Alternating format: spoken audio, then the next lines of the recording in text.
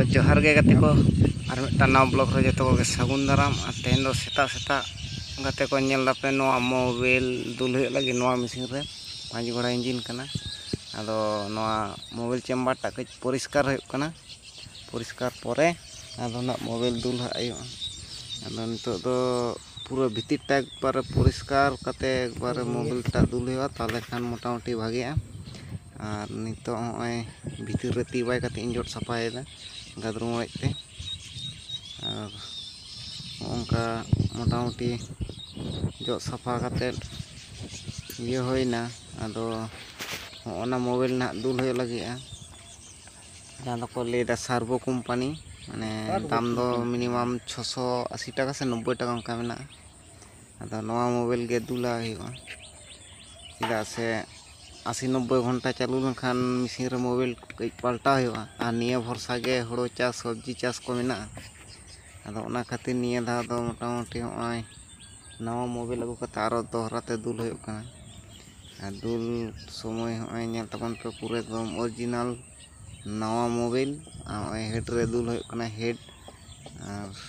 दुल काते नेल हुआ मेसिन स्टार्टो कना से बांगे आदो दुल गे अरे दुल चावा मोटामुटी दुल चावल खाना दो ना टेस्ट काते नेल हुआ चेका गानोक कना से बांग गानोक कना नेल तबन पे मोबाइल दुल हुई कना पूरा एकदम नवा मोबाइल और को लिया जे मारे मोबाइल तो मेसिन दो गानोक गया गान दो गानोआ बया को आदो बेसी दिन बांग लास्टिंग भितर ना पार्ट्स को जतो दुर्बल चावा ओना खातिर आले दो माने 80-90 घंटा चालू पर खान गे आले दो नवा मोबाइल होकना ले दुला या से नवा मोबाइल दा आडी दिन चला गाते को नेल तबन पे पूरा हेड रे दुला कना लातार आगो चावा कना आदो ओंडे ना गाते को नेल पे ओंडे लड़ा कदा मोबाइल चेम्बर तार ना भीतर रे पे नेल ता चेका मोबाइल जोरो हजू कना ना चेतान सेन दुल का लातार सेन आगो हजू कना मोबाइल चेम्बर पूरा मोबाइल पेरेज कना आदो पेरेज परे आदो ओना साइड टा लड़ा हुई कना परिष्कार लगी तार मोबाइल टा दुल होइना और कई चुंग सारे लेना दो सुनुम टांकी रे दुल हुई कना गाते को मोबाइल दुल कमप्लीट ना और ढाकना लगा हुआ टांकी रेना सुनुम टांकी रेना नेडे मोबाइल चेम्बर ना ढाकना जहाँ तहना जहाँ बाईपास ते मोबाइल रुआड़ हजूते नेडे मोबाइल चेम्बर बोलोना ओनाटा टाइट हुई कना और टाइट काते घड़ी ना चालू बड़ा हुआ चालू आसे बां चालू नवा मोबाइल दुल खान कई देरीते चालूआ मोटामुटी उनका 2-1 मिनट बाद गे चालू हुआ चेदा से तावला खान मोबाइल टा भागी आदो वाइन तो पिनल दा नाट लगा कना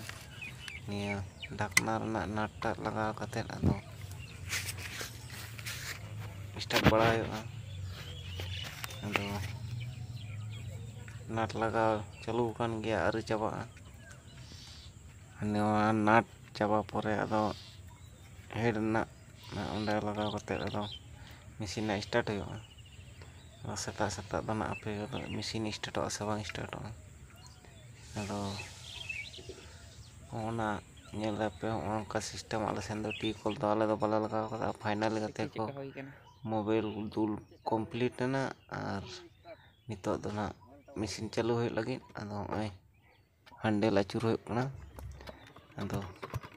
स्टार्ट ना गाते को एकबार कंप्लीट जतो मोबाइल दुल और ओय नेल पे दा उडोयना आदो नवा वीडियो चेका पे बुझाव कदा लाइक कमेंट शेयर तबन पे गाते को टेन बेसी शेयर तबन पे और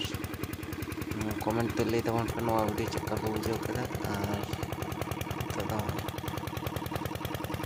ना को चेक बड़े को पाचे लोलो बुझे कना दो नोटे गया दो स्पीड में कई बड़ा कना अच्छे